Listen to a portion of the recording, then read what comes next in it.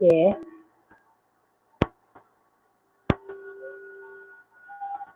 And then I'll go back to the slide. Sige. Okay.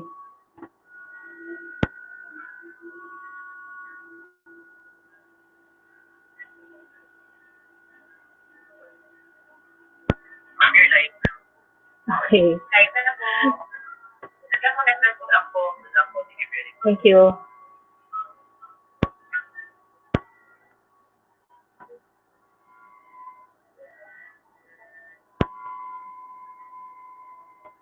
Good afternoon, everyone. It took us about 45 minutes to settle some problems, but Rival has been, they have tried their best in order to have this streaming of our webinar today. So I think with their signal, I have been instructed that we're already live. So good afternoon to all. Before we begin with our today's scheduled webinar, I think it's just apt for us to have first our prayer. So may I request the thousands of us who are now in our safety of our homes to be in our prayerful disposition, and let's all pray together. In the name of the Father, for the believers, in the name of the Father, and of the Son, and of the Holy Spirit, amen. Heavenly Father, may this gathering this afternoon be an offering to you. May your words be spoken to these educators whose calling in this pandemic is very essential into the lives of many children who depended on them. May you give us solace and comfort in periods that we feel at loss. Give us the courage to carry on with our steadfast commitment to quality education. And may you always be our shining example of what a teacher is. This our collective prayer to you, our Father. Amen. Amen. Good afternoon po sa inyong lahat. This afternoon, we are to have a very fruitful seminar entitled Addressing Challenges in Delivering Remote Learning for Offline Learners. By the way, my name is Liza L. Macalinaw. I am from Dr. Yangas Colleges Incorporated. I am the director of the Basic Education Department. And I'm just glad for the invitation of a friend and a professor and the Vival Group for me to help you out in this afternoon's webinar. Okay, so I hope we're all settled inside our homes. Okay, are we good? Hopefully we're comfortably seated, or if we're watching via laptops or through our phones, please comfortably sit on whatever areas in your house you may be in. So to begin with, so this webinar is very timely because it's a challenge really to deliver learning content if our students has no accessibility to the internet. And so we'll try our best up until probably after 3:30 to address concerns related to remote learning for our offline learners. Okay, so the outline, just to share with you the outline of our talk, we'll have first, or we'll be dividing it into 5 parts. Okay, so the first part will talk about why do we have to continue with learning, or why do we have to continue with pushing for uh, continued education, specifically as it starts on August 24. And we'll be describing as well who are we considering the offline learners. Okay. Then, after describing who they are, we're going to talk about the challenges that await remote learning for our offline learners.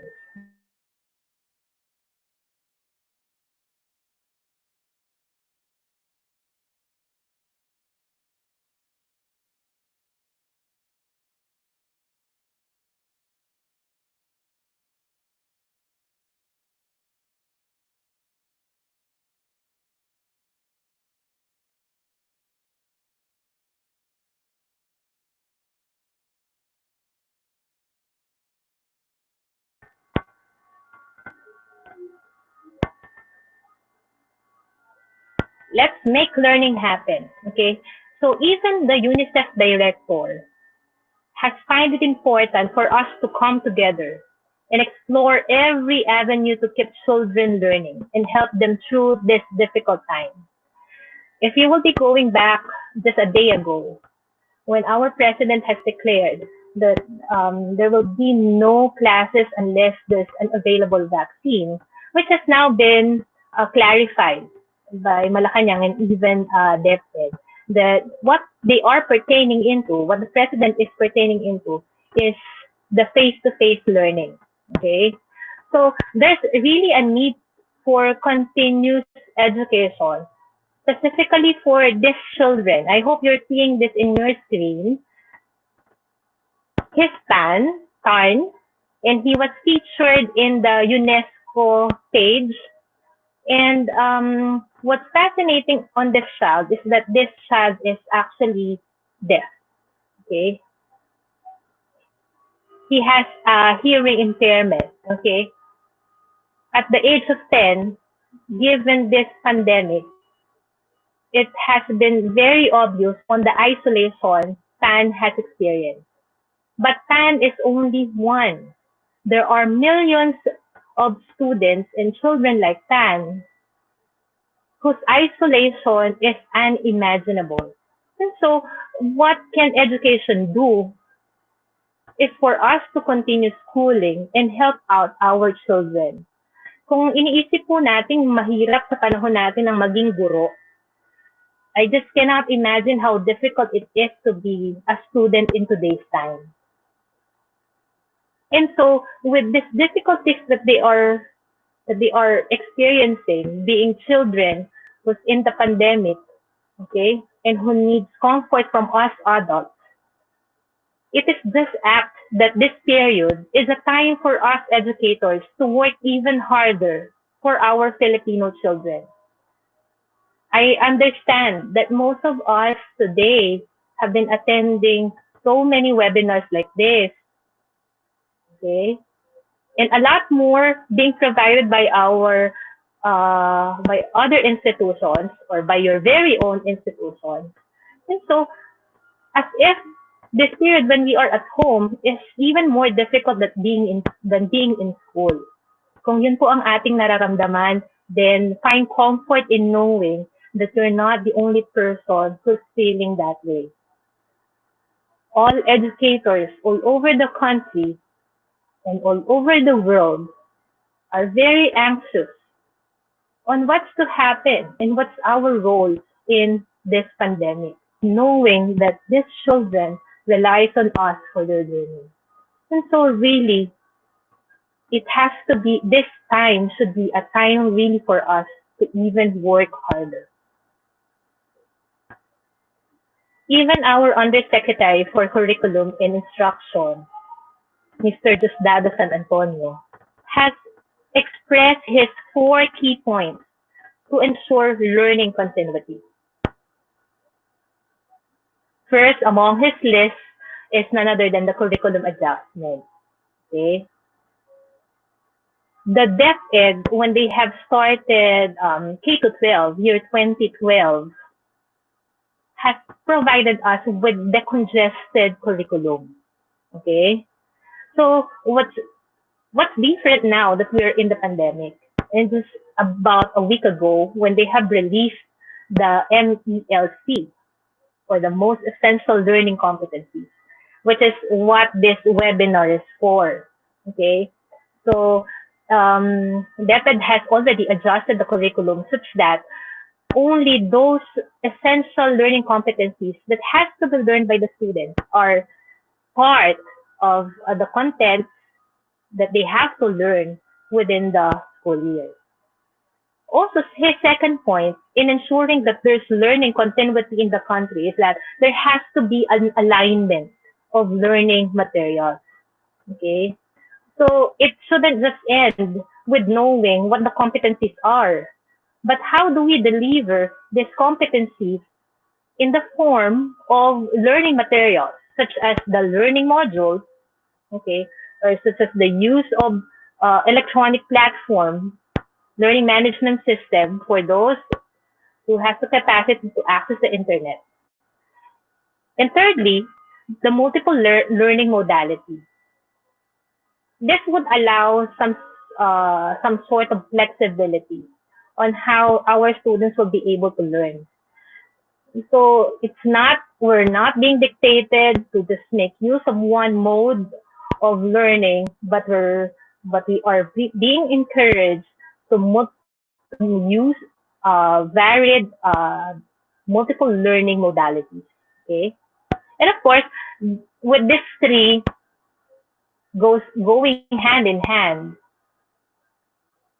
but in the absence of the teacher and parents training, we cannot ensure that there would be really a continued learning in the country. And so teachers like us are undergoing trainings like this for the purpose of ensuring learning continuity. Now, when will be the best time for us to talk to our parents? I know some of our participants today, some of our uh, attendees in today's webinar are uh, not only teachers, but some are also administrators of different institutions. And so I think the best time we can have the parent training is that when we have already set policies on how we will conduct classes, policies uh, on, on sanitation, on health, so everything. I think some universities and colleges have uploaded already their primers. And that's one way of informing our parents on what's to happen for the next school year. And so when we submit documents to DepEd showing our learning continuity plan, it's this act that we also provide our dear parents to uh, make them be informed on what's happening and what are the plans, the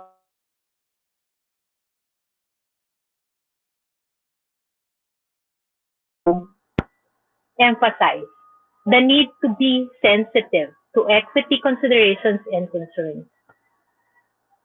We have varied students. They came from different environments,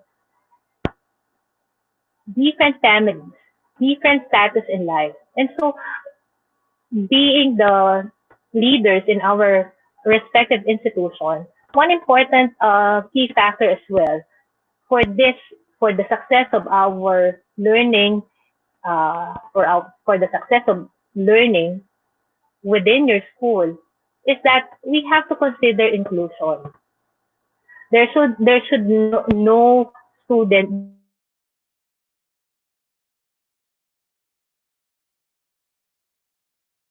so we have to reach out not only to a few students but to all of them. The reason why we have to have the blended learning. Okay? So these are all will help us be equipped probably with reasons on why we have to continue. Okay. Now, the second part of this talk will be on how we will be able to describe our offline learners. Okay. For our online learners, there will be no difficulty for they have access to the internet. They have devices to use. But what happens to our offline learners? So who are they? They are those students and pupils with no gadgets at home, with no devices to use at home, those with limited internet or with zero internet access, or those even with poor skills in using gadgets for learning. There may be good in using the device in social media, but they have poor skills in the use of elements. So how do we address the problem on how will we make them learn? How will we reach out to this group of students who have no gadgets, no internet access, and who has poor skills in using gadgets?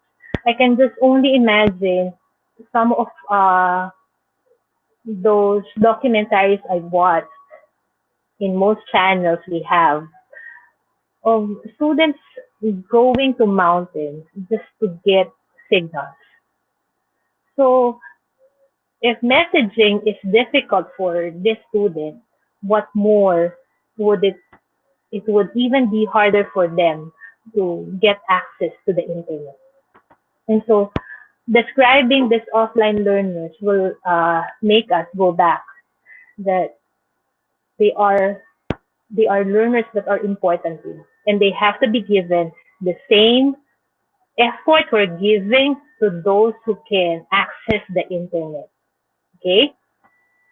Now that we have described them, let's discuss what how should we address problems in reaching out to the students. So remote learning um, has been in, has been a topic in most of the webinars I know that we have watched already for some time since April. Remote learning provides an opportunity for students and teachers to remain connected and engage with the content while staying from their homes. So this type of learning is given typically when there's an emergency situation that poses a threat to the student's safety. Today's pandemic is really that difficult that learning wouldn't be possible. And we have to think of the worst that by August, really, it will not be possible to have a face to face learning. And by making use of varied remote learning strategies, we'll be able to be connected with our students. We, as teachers, will remain connected and be engaged with our students in the teaching of the content while they are in the safety of their homes. In remote learning as well, learners are expected to continue to learn material that is aligned to the curriculum standards. And as we have said earlier, the reason why the Department of Education has arrived with the MELC, since there will be reduced in the number of months we'll have to continue the school year. So instead of having 10 months for the school year, 2020-2021 will only have 8 months. The reason why they have to congest our curriculum. Learning activities are completed outside of the traditional classroom environment, and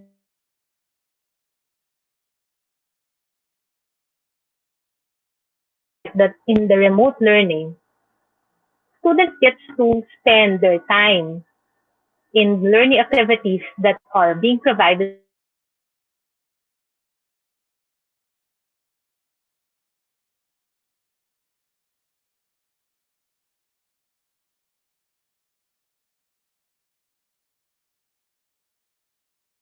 remote learning for offline learning. Really, there has to be a development strategy for learning materials. I believe most of us who's here in this webinar are already in their trainings or probably in their designing of their learning materials for the next coming school year. So this is something we have to do. Okay, in the absence of an LMS, okay, or in the absence of any application that can be used by the student but would require internet access, we'll have to think of ways on how we can reach out to our offline learners. And that is by developing learning materials in print or learning materials that they can access through their phones. Okay? Some may term it as a self-paced module or a learning pocket. Those pertains to the text contents which are designed by our dear teachers. So if we will not start by this time developing this learning materials, I think um, we'll have difficulty delivering contents to our students. So it's good if our schools or already our institutions are preparing already our dear teachers in preparing for learning materials. Okay. Now, we'll give you a guide later as we go along with our talk on suggested parts for what's to have in a learning material that has to be prepared by a teacher. Secondly, one challenge we have as educators for our offline learners is the learning stage. You may agree with me that when children are at home, um, since they are from different environments and families, the learning situation and experience of every child really is very different. And so we have to offer some flexibility on how the students will get to learn, and at the same time, and at the same time, um, them being able to learn things in a span of a day. So we'll have that later for in detail. Thirdly, is how can we communicate to these offline learners? If LMS is not available, how will we communicate to our offline learners? You know what? When we use learning management system, that of free LMS like Google Classroom, it's easy actually to give instruction to the students because they just have to access their phone, their computer, and the announcement of the teacher is already delivered. But what if you have a student who has no internet? How will we communicate to the students our announcements, our deadlines? Okay, so these are the challenges. Fourth and final challenge we have as a school, as a teacher, as an administrator will be that of monitoring. How will we know if the student is really learning or if the intended activity for the day is done by the student? So we'll give you later some tips, some things that you may opt to modify and apply in your own school, in your classroom. So just imagine these four things being challenged for remote learning for our offline learners tend to be overwhelming. So, however, as we go along with our talk today, hopefully we'll be able to give comfort and ease to our dear teachers who are now in their home. So, how do we structure a remote learning? Okay, a suggested structure for remote learning comprises of these four. Okay, first is time. Okay, how do we offer some flexibility on our students when we'd like them have uh, structured things to do on a particular day that will not inhibit them in their daily activities now that they are at home. Okay. Secondly is communication, which we have posed as a challenge earlier. Really, how do we address the problem of communicating things to our students when email isn't possible, when students' messenger is not available for some, and when their only communication line that is open is through text. It will be going back in time before this social media and this other applications that are going around in the internet. Messaging through text has been an important aspect of our communication. However, in the advent of Facebook, Twitter, Instagram, and many other applications, messaging has seemed to be one of the forgotten ways of communication. So maybe later we can talk about that later on how we can utilize messaging in communicating with our students. Okay. Thirdly, as a structure of remote learning would be that of technology. Technology that I'm pertaining is that don't need access to the internet. Okay, the things that we will provide to our students as a means for them to communicate their learning, for us to be able to inform them of the content that they have to learn for a particular lesson is part of the technology. We'll talk about that later in detail. Okay, and then finally the lesson design. Most of us are into module writing already, but how do we address um, the learning capacity of our student, knowing that only about 15 to 19 minutes is the attention span of a student, especially in watching videos or in learning. And so, how do we make a lesson such that we can ensure the quality of the learning students get from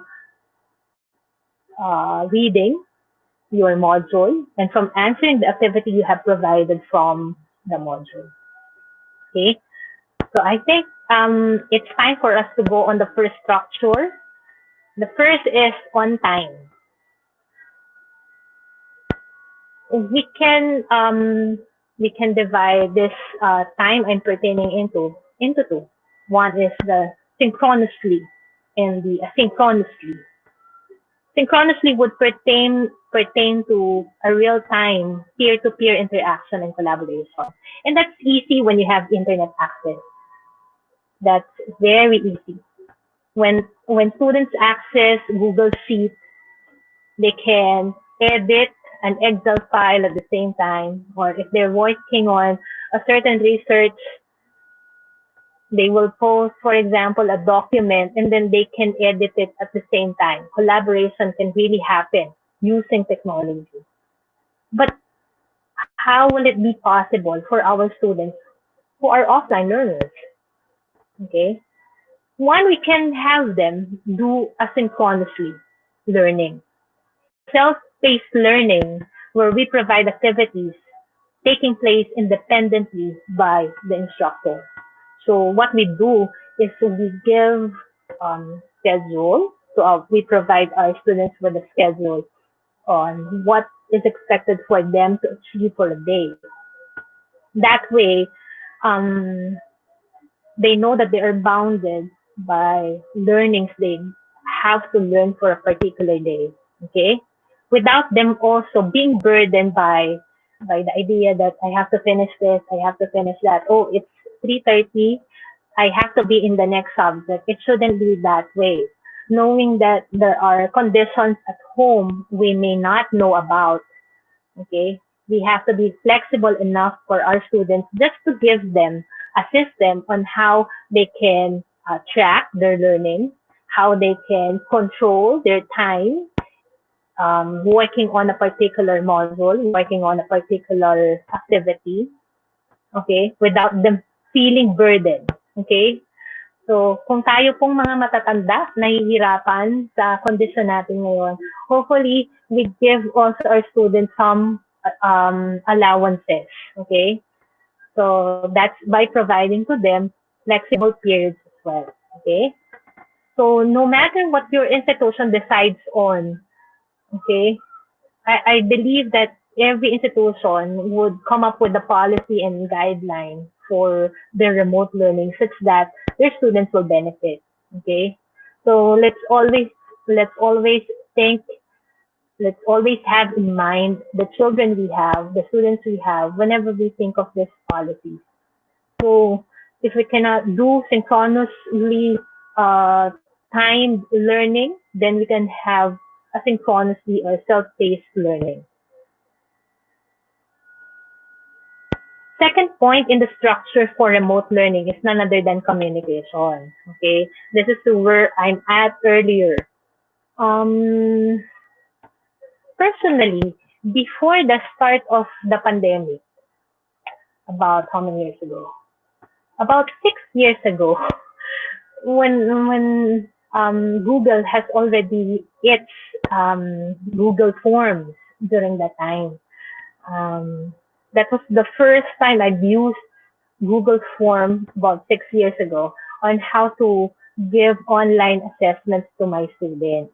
Okay, just to give you an idea on how the experience, I have not required it to all my students. Okay, during those times. We call it in school as an online weekly assessment. Okay, if you know the institution where I belong, I belong to an institution really with the president who's very hands-on. If you're listening this afternoon, Sir Michael Yang, okay, I'm just sharing to you, sharing to them, to our viewers, how we think innovatively for the welfare of our students. So we are given such leniency by our president to be innovative. So 6 years back, 6 years back or 8 years back, when I have started making use of Google Form for an online assessment, so we call it as online weekly assessment, where students get to receive a form covering a summative assessment or a formative assessment rather on topics covered for the week. Okay. Question: what happens to those students who were not able to take the online assessment? Okay. They neither get a minus nor a plus into their scores. So if they will not be able to answer the online form via Google or via that application, we opted not to give uh, a minus point or a minus point to our students who are not able to take the online weekly assessment. What we did during that time is that those who are able to answer in the online assessment will be given an incentive point corresponding to the point that they received. And so most of them will really try their best accessing through their phones the form to answer the the Google assessment. Now the question is, what if we belong to a school whose majority of our students really don't have access to the internet? Yes, we have free access to Gmail, Yahoo Mail, Outlook, and so on and so forth. We can communicate through Facebook Messenger or any other messaging application in social media, but not everyone still has that. So how do we communicate to the students, and how would they know exactly how and when they are expected to communicate to the teacher? Say they were given a module for them to learn within this week. Reading the module made them think of questions in mind. Question: how do they address those questions when we are not even present while they are reading their modules? So you see, really remote learning is difficult, but we have to think of this situation by which we really have to communicate with our students. I think since cellular phones is mostly available to all, having the teacher give his his or her phone number to the students will likely be a basic way on how we can communicate with them so that their queries about our lessons will be answered immediately. So I think we can have that leniency to at least give our personal number to our students for them to communicate with us. Any queries they have about the learning they are getting from the modules we have prepared. So whatever communication lines your schools may try as an option for our students to communicate with us when they have questions is, I think, okay. For as long as we know that through this way, we will not be able to violate any policy set by the IATF. Okay, so We'll go in so much detail later on how we can further communicate with our students through uh, or for those students who have no access to the internet. So one way on how we can track and monitor our students' progress in learning the lesson will be that of the use of a sample monitoring card. So this I think has it's essential for clearly giving feedback to us teachers if the students where are the where are they currently now in their understanding of a particular lesson. So the monitoring card you're seeing in your screen has the timeline, okay, which gives the student an idea on when these materials be distributed to them. So in this case, for example, the first set of material will be distributed on August 25, 2020. On the manner the materials will be distributed will likely have to be talked of course the heads, the principals of our institution so that we can streamline the conduct of remote learning for our offline learners. So the timeline has to include the week by which the student has to learn this set of lessons. So this particular monitoring card is that can be used in biology. Okay, where in the first week you have the student has to learn structures and function of the respiratory system, importance of respiration, parts of the functions of the circulatory system, blood vessels. You see, you can still decongest this lesson. So in this particular week, we have two particular systems already being discussed. So if that is heavy, you can modify that as the teacher who knows the needs of our students. Okay, so if you find it that just for this week I'll have only respiratory system, then do it. On the second week I'll have to have in my module circulatory system, then that's fine.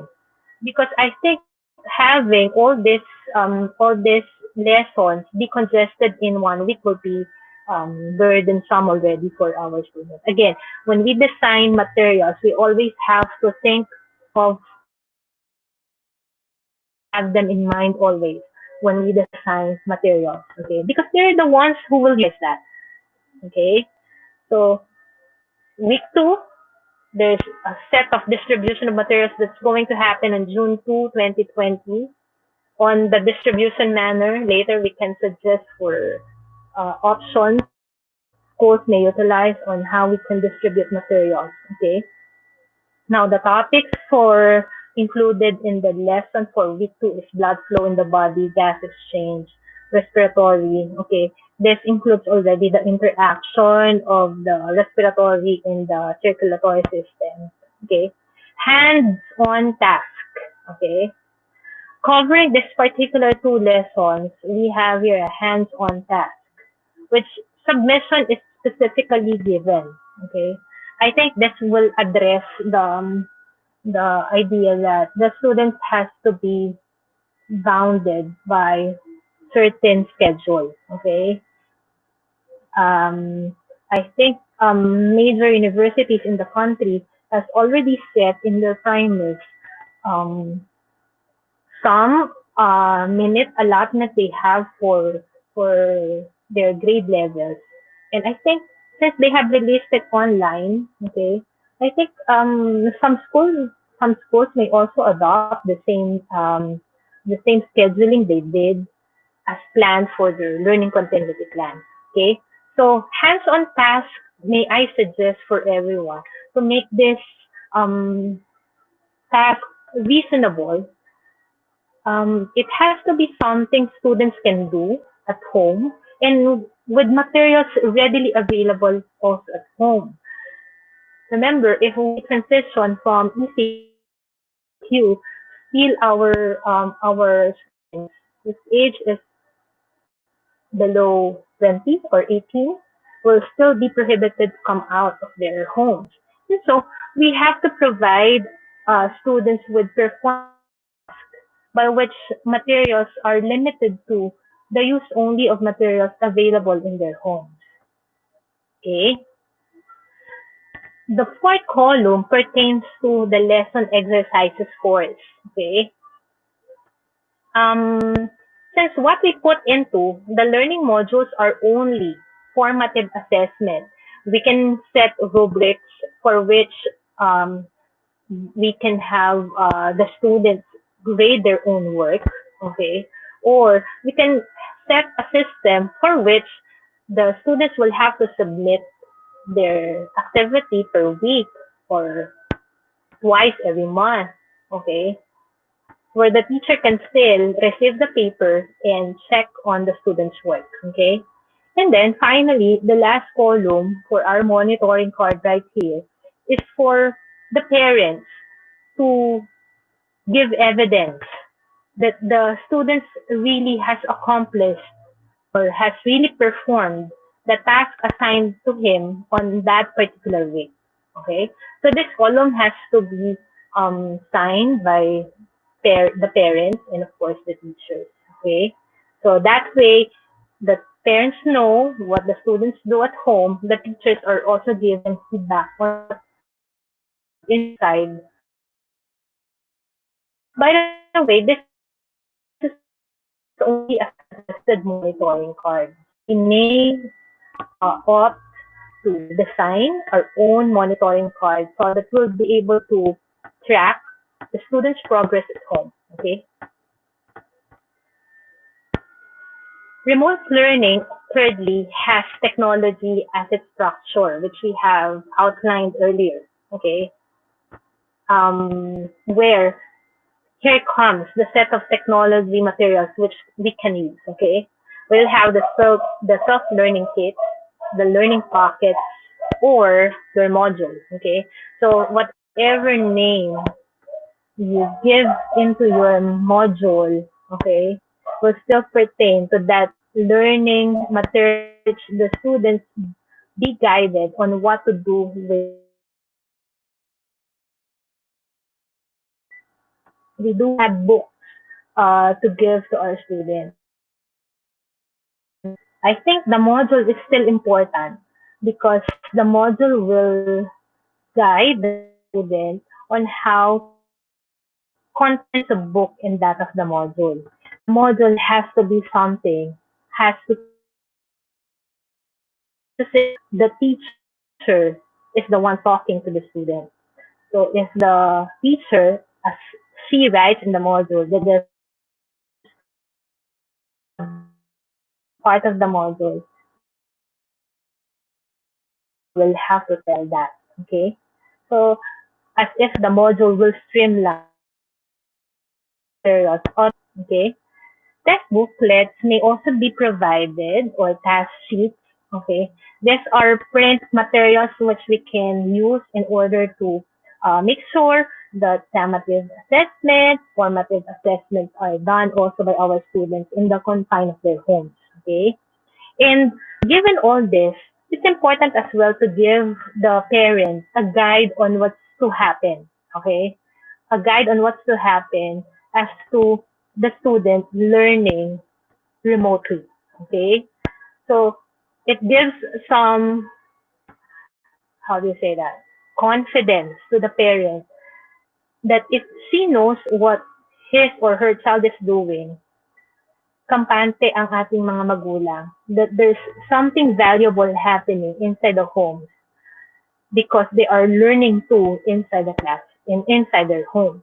And so the parents may also help their children, especially at times that lessons are becoming complex or complicated for the student, or if there are inquiries of the child, then the parent can readily give answer to the child. And if not, then communication has to happen between the student and the teacher. Okay. Other printed materials that should be available for the students is, I think, how this module, when to use the module, when to use the book, and how to systematize this learning materials. I know this is something um, abstract for some. Um, there has to be sharing of our plans, teacher's plan to the student. Okay, so for example, on a Monday, scheduled subjects are math and English. Question: how will the students go about learning English?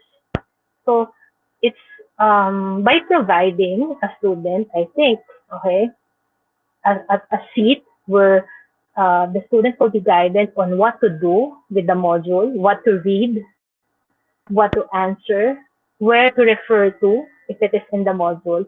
So we can provide other materials other than the module, other than the books they have, other than the task sheet that will streamline everything so that when the student looks at it, that guide, he'll be able to tell what should be done next after this and after this until such time that he finishes the task. Okay, so as if that's a task sheet because it will give the to-dos of the student, what things has to be done by the student in that particular period in time. Okay, finally, for the structure of remote learning, we'll have the lesson design. Let's not think that the lesson design we're preparing for a classroom class should be the same as what should appear in our lesson design because it has to be simple. Okay, it has to be simple. It has to be complete. Okay, I believe the Undersecretary for Curriculum and Instruction just has released a national assessment schedules, a possible national assessment schedules. And so competencies that are still included in our learning module um, might be checked and assessed during the national assessment, the NAT. Okay, so it has to be complete. Okay, but with extensions and remediation activities. An assumption that our learners could be poor in understanding of the lesson and we're not present to assist them and to determine their understanding of the lesson. So when we design the lesson, we do not think of the brightest student we have in the class. Okay? We have to think as well of those who might have or who might um, have been getting poor understanding of things. Okay? So we'll have to prepare the lesson design such that we'll have to think of the students who are slow in learning or who may be poor in learning. However, it should not hamper the need for the quality of the design of our lesson. It's just providing opportunity as well for those with poor learning skills to learn the lesson as well as how other students learn. By the way, we cannot create a material that fits all learners. Okay, that's very impossible to create one material fitting all material. Hindi po tayo parang gagawa ng isang damit and we expect that all who will wear that particular clothes will fit into that clothes. And so we have to have when we design our lessons. Okay?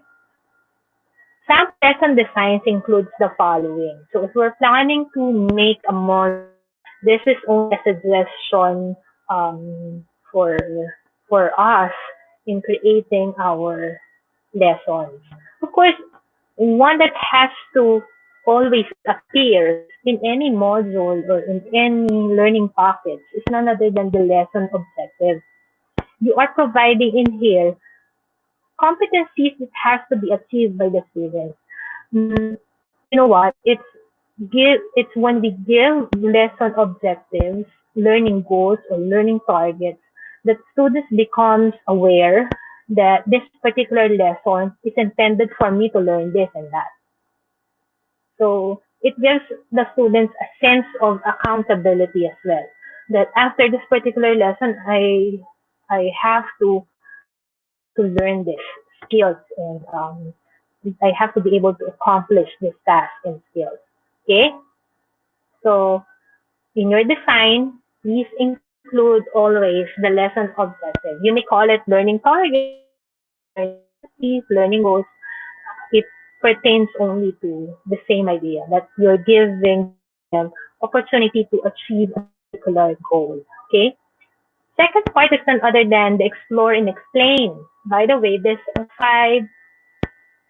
uh these 5 issues looking into are part of many of the materials we have been creating already.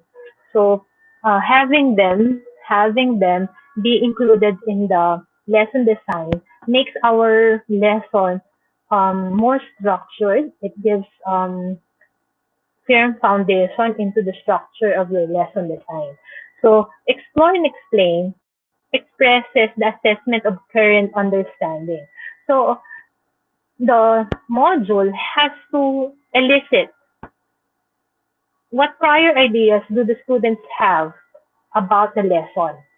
Okay, so it's as if you are diagnosing. It's as if you are diagnosing what the students know before they go on with the other module contents. Okay, so for some, this may be the same as um, pre-assessment. Okay, or a pre-test. Okay, so we can have those as terms for explore and explain. Third part is none other than the lesson content. I think the body, the meat of our module has to be in this part. Okay, because the module has to speak as if the designer of the lesson is talking to the student. Okay, so if I may share, a practice we're doing now in our school is that when we design, we were advised to make use of the second person point of view. And so we always address the students as you, okay? So that they get to feel that as they read the text, we are pertaining to them as the learner, okay? So we have to give students enough contents to work on in the explain part. However, we should not overwhelm our students with what we put into the lesson design. Baka sobrang excited ni teacher sa sobrang malaman ng kanyang content, nahilo na yung nagbasa ng module. So, um, always we have to stop whenever we design lesson. We have to stop thinking that on how well will the students be able to understand if you're using contents that are verbal. Okay, so they might not be able to read that. Okay, so in a while I'll give an example of this part so that um we can see clearly on what am I pertaining into. Okay, fourth part is none other than extend and elaborate. Here it's um giving your students an opportunity to learn what the lesson is for. Remember that we're not in the classroom to explain to them that knowing circulatory system, respiratory system is important because this, that, and that. Let the design, let the model on how important the the lesson is in our daily life. Okay, and this also gives application, and it has to have some sort of localization.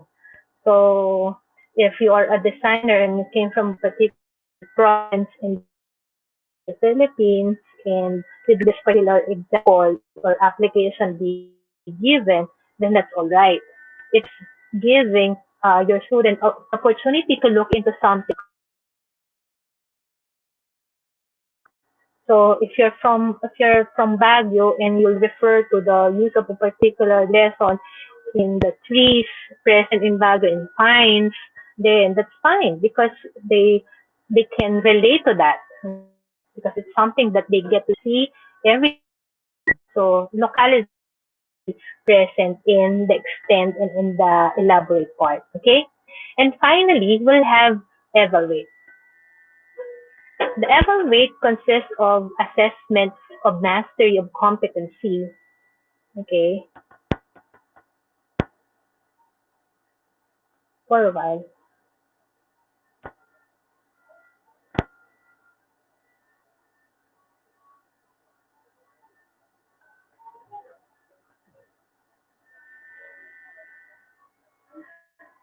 Assessment of mastery of competency or lesson objective. Okay, should be able to answer um, this. This is already an assessment, but what type of assessment should we give into our lesson design? Primarily, we can't give a summative assessment if it's part of the module. What we can only give as part of the module is that of a formative assessment. Okay, so it has to be an assessment or an evaluation that answers what's to be learned in the lesson objective. So, however, let's always think of our students in mind. Baka sumusobrang hirap yung na-design nating formative. Ang sabi lang sa learning competencies, ganito. Tapos na-overwhelm ang nagde-design ng lesson. Sumobra ang difficulty. So let's be cautious as well in creating our assessment. It has to be responsive to our lesson objective. Okay?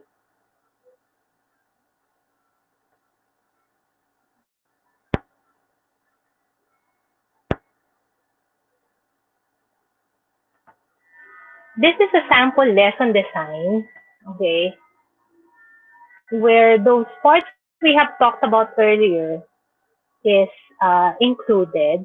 So we have here the objectives where I hope I'm being seen in the screen. I am able to share the screen clearly to our viewers.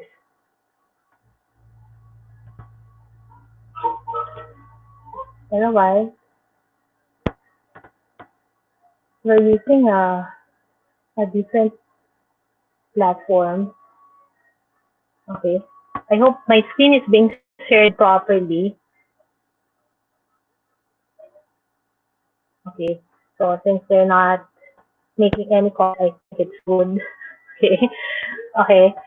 The objective has to be that is given to us in the MELC. Okay. But if you find that there's a need to add, okay, especially if you're from a private school, I think DepEd will give such leniency naman to us. But let's be careful that our lesson design might be covering competencies which are already difficult. Okay. Okay. Yes. Good. Thank you, Ma'am Kia. Okay.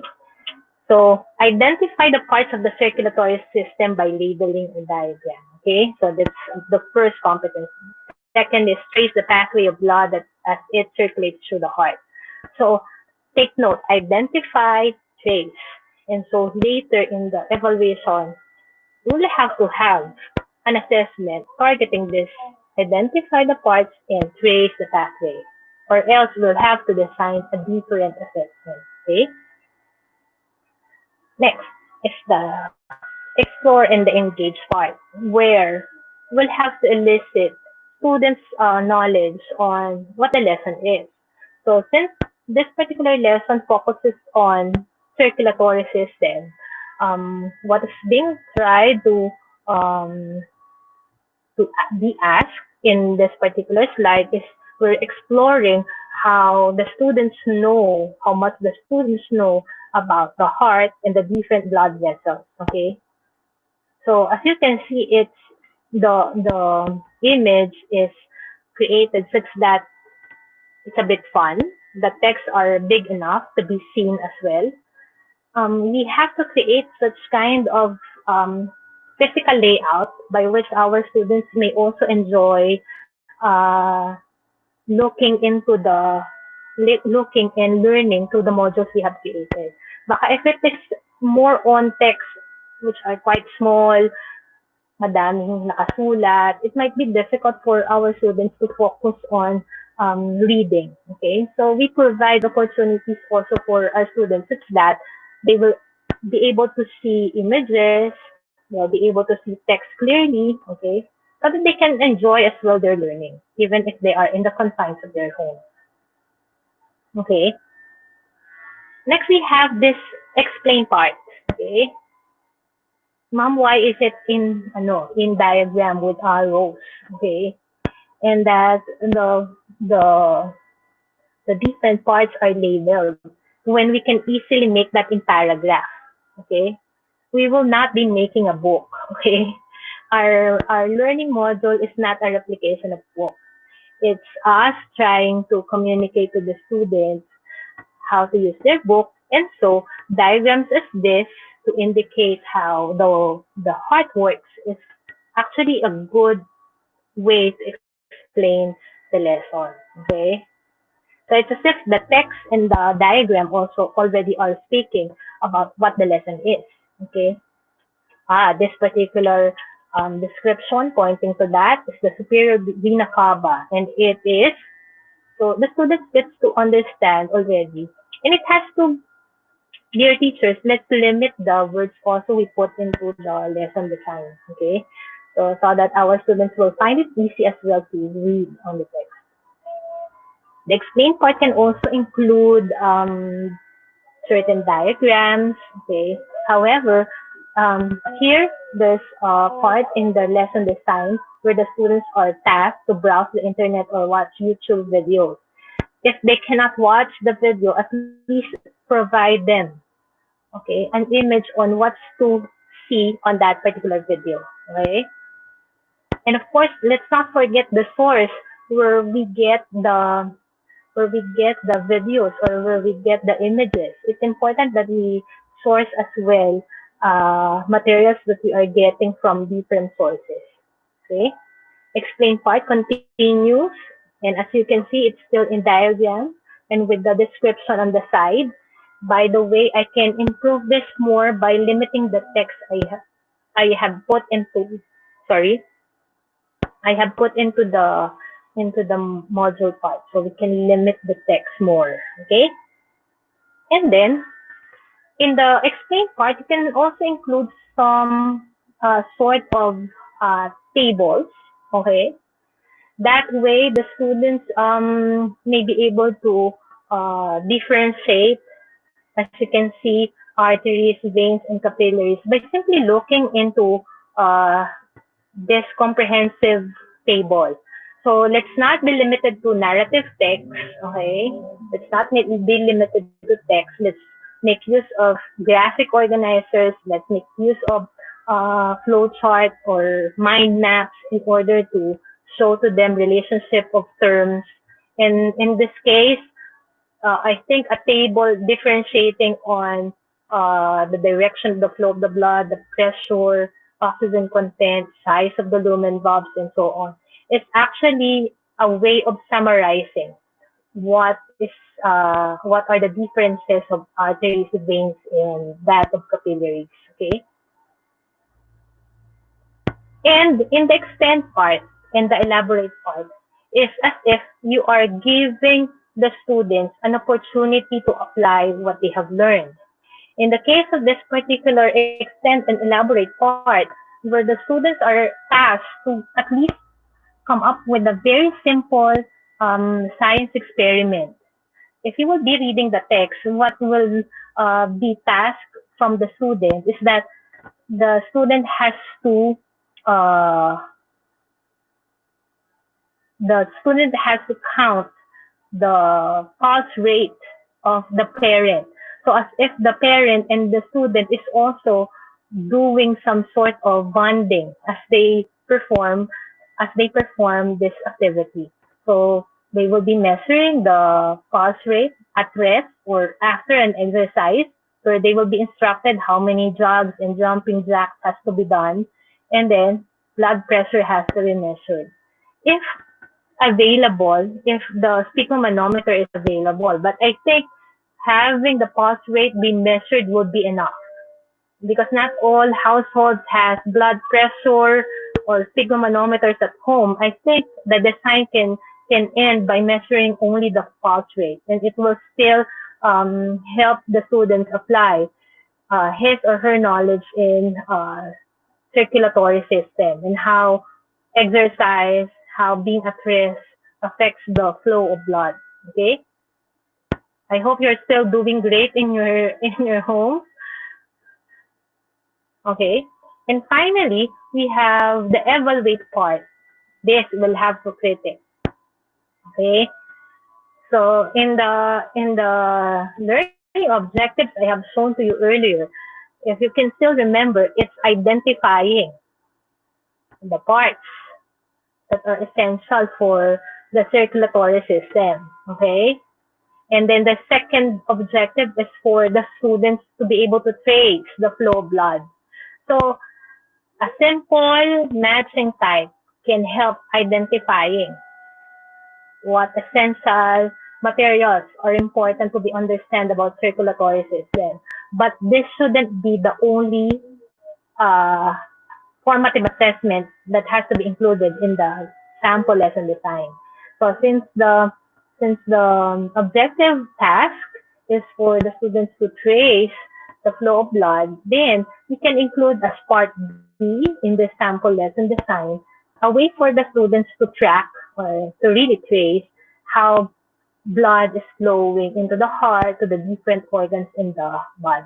Okay, so I think this has to be improved more by providing another part where the tracing of blood flow will be shown targeting the learning objective in the first part of our sample lesson design. So I think that sums up the sample lesson design. And if your school opts to, if your administrators or would like to adopt a certain type of lesson design for your module, I think there is no problem with that. Okay, for as long as uh, we have in mind the student as they get to learn the module in their homes. Okay, but those five five E's and the learning objective parts, I think they're good enough for a comprehensive learning module which we can design at home. Okay, so how do we give guidelines to students and parents to do this remote learning? Okay, distance education has been happening already for years, but distance education is for only a few. But because of this pandemic, calls for major all of our learners to have distance education. And so um, we can provide guidelines to our parents, okay, via print, okay. We can deliver materials to them via print, audio, video, or live or pre-recorded or computer technologies, especially if they have access into the internet, including both synchronous and asynchronous instruction. So since our webinar today is focused on offline learners, I think we have to think on ways on how students can have the materials, a system by which we can deliver materials to the students. We can actually talk to local government units or barangays where we can have the materials be given to them and the students will just have to go there, and the claiming of activities that has to be checked. Where will the students submit their reports after doing these things at home?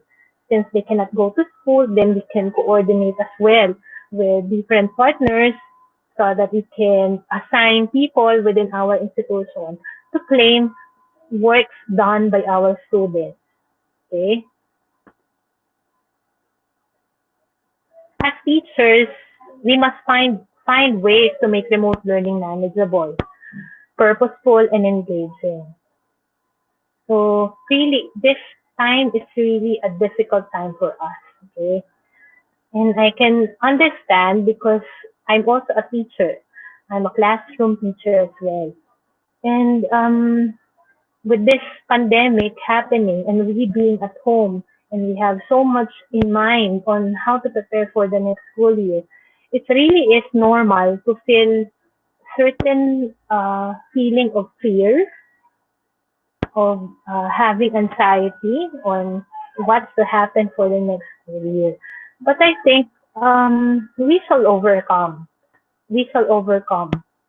What we have to work on as we stay at home is to really prepare for materials that will help our children or our students.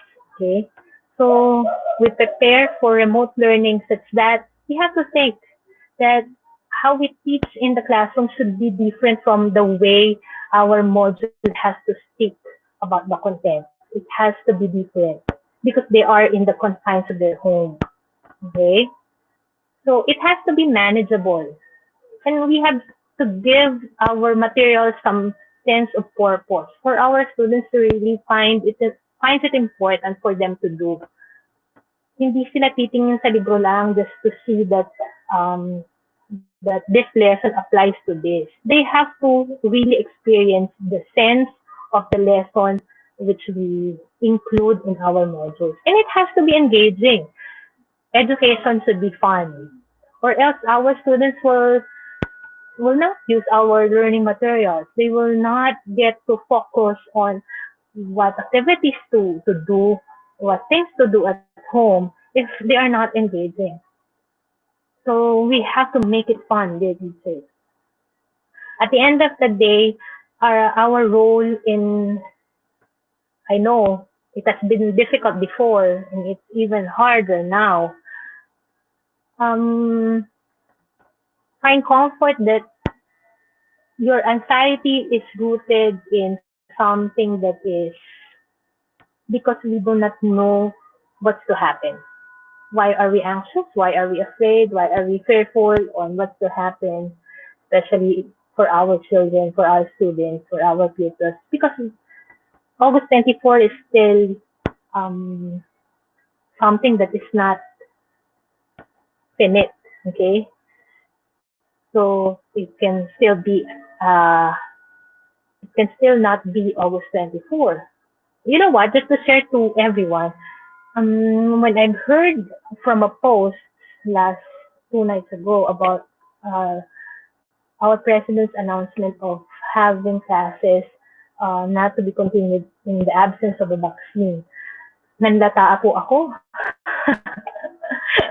Nanlata po ako. For what reason? I've been working on our very own model as well. And you know what?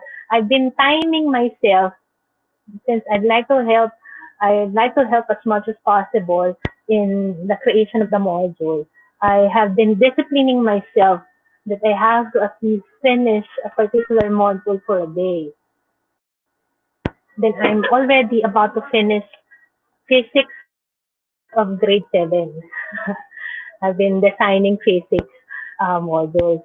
Um, when I've heard of our president's announcement only through a social media post because that was very late already in the evening.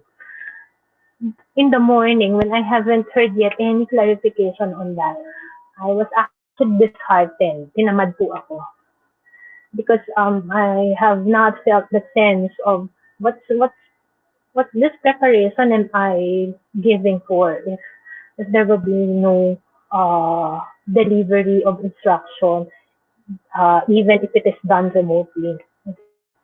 But when things have been clarified recently, okay, by posts, by announcements, by Malacanang, ay, bumalik ang sigla. Okay? Actually, it's fun to design lessons. Masarap pong mag-design ng lesson. Especially if you are already at it, if you are already starting it, it really is fun to empathize also or to have yourself be the one to design for the student. And as may I share also that as you design your lesson, think of yourself as the student who's learning it. Okay, that way you'll make it more flexible. Okay, you'll be able to make it flexible and engaging and purposeful too. Okay, so really, It's really very taxing. Nakakapagod po. Lalo nakaka-stress sa panahon na 'to. But let's not forget that we are doing something good for our preparation for the year. The plans of the government still proceed on August 24. The materials we have created will go a long way, whether it will be used or utilized or not, depending on what happens. Kahit na gaano po natin iplano ang lahat, let's always think that the greatest plan of the Lord will happen. And so what we can only do is to make the most out of what we can do in this difficult time. And that's to prepare. Okay? Hindi naman po madrama, no? And then finally, ito na po, kanina pa po ako nagpa-finally, naintindihan ko po kung nagko-comment po kayo dyan na finally na po talaga ito. Okay? Having the student as the center of the preparations we're doing, I don't think things will go wrong. Okay? It's through the partnership of the school, the parents, and the guidelines set by the government that we'll be able to really prepare something that is for the best for our dear students and pupils. Okay? So I hope, I think that would be it. I hope I was able to I was able to share at least a part of how to uh, address problems in remote learning for our offline learners. Okay? Ayan. Me, a few of the questions we have said on the live stream, and hopefully we can answer them. Okay? Mr. Macron Bugay, pardon me from using the phone, okay? One challenge that may arise this time is the parental approach, wherein they'll play an important role in educating their child. What considerations could the teacher give in this particular setup? I think if yes, of course. The parents plays an important role since they are the ones in the homes and they are the ones to check if the students are doing what is intended to be done inside the house as they get to learn from the learning materials that we have prepared. I think what's important is the institution, the school, your institution where you belong, has to communicate to our dear parents on what's to happen on how these materials are to be used. Yeah, I think the release of primer of every institution is really that important. In the internet, I think there are already institutions who are giving out information on how they will conduct classes.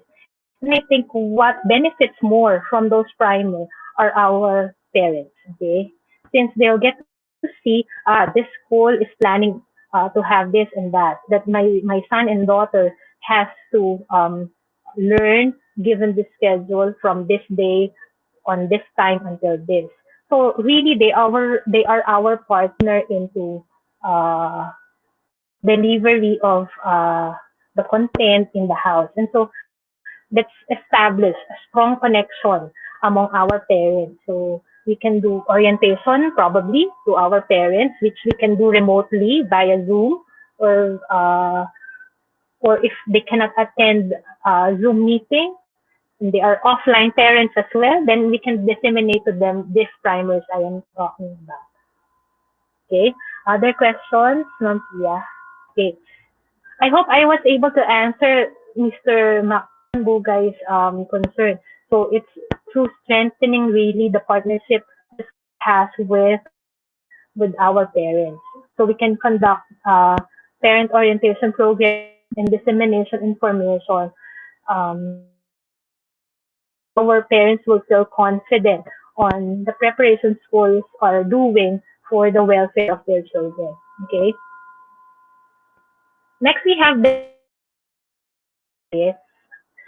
He has a question. Question, ma'am. What is the effect of offline learning to the students and the teacher? Does offline learning cannot affect to the quality education that we can give to the students? Okay. So um personally, kami po in the institution I colleges, we are planning for the worst scenario. That's the plan for this coming school year. What does it mean? We will offer accessibility to LMS to those who are capable, okay, to access the LMS. But we will offer as well module module learning, okay, through the design modules of the teachers. Ma'am, paano po yun? Baka po maagrabyado yung nagmo-module sa nag-LS. Okay? Um, to to make sure that our system is inclusive, or the value of inclusion is part of the planning, it's important to make sure that whatever appears in the module has to be the same as what we presented to the students being offered with LMS. Hindi po natin bibigyan ng priority yung nag-LMS, because what the students get when they use the LMS is something the students get as well when they use our learning materials intended for offline learning.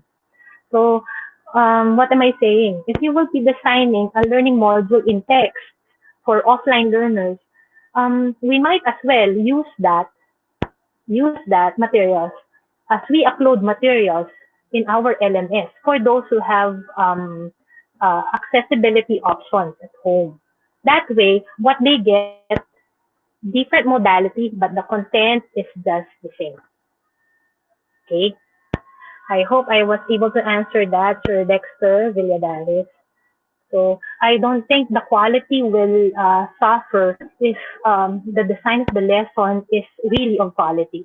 Okay? I think the quality of the design will only suffer kung hindi po maganda yung material. So it's up to us really, dear teachers, who's designing the materials for the offline learners, to make sure that the materials we provide to our students are really of quality. Okay? I think this is the third. I hope I was able to answer that, Sir Dexter. Yeah, that is okay. To Miss Joanne Veneracion, here's her question. Ma'am, how can some parents with difficulty on the technology in monitoring cope with this kind of setup? How about those who really don't have connection or limited access to any means of the media?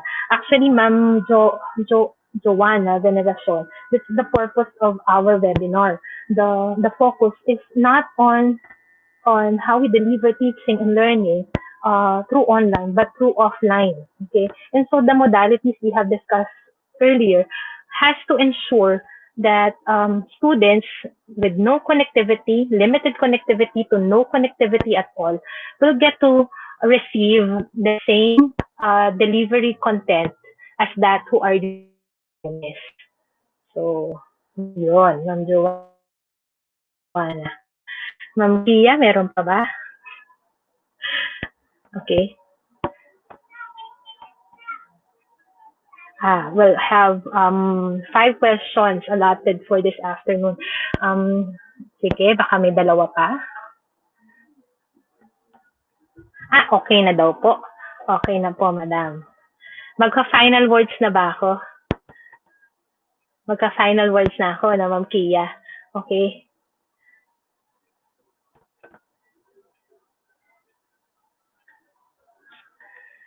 So our dear time for me, just give a simple message to everyone.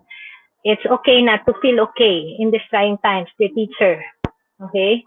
But let's get to be excited on the opportunity that faces us. That it may be, yes, it may be something different from what we've been used to. Hindi tayo nag-aral ng ganito. But let's find comfort in knowing that this is an opportunity to provide another type of learning for our dear students. So wag po tayong mapagod. Let's keep on working for the students because their education depends on us. So I think that would be all. Maraming po salamat sa lahat po ng nakinig. Tayo man po ay nagkaroon ng technical problem earlier. I hope we are still here, mga nandyan pa tayo, to listen to. Maraming pong salamat. Thank you very much. Diba, thank you for the opportunity. Thank you.